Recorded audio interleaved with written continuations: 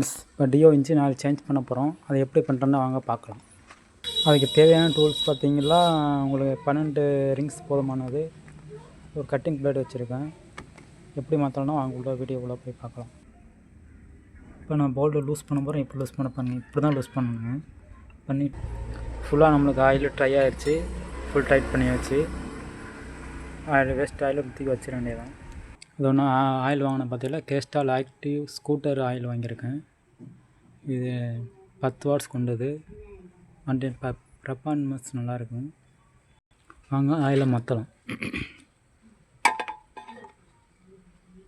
Loose பண்ணிக்கிறேன் cutting blade வச்சு. இப்போ சும்மா கையில் வச்சால ரிலீஃப் ஆயிரும், லூஸ் ஆயிரும். வாங்க ஆயில் ஊற்றலாம்.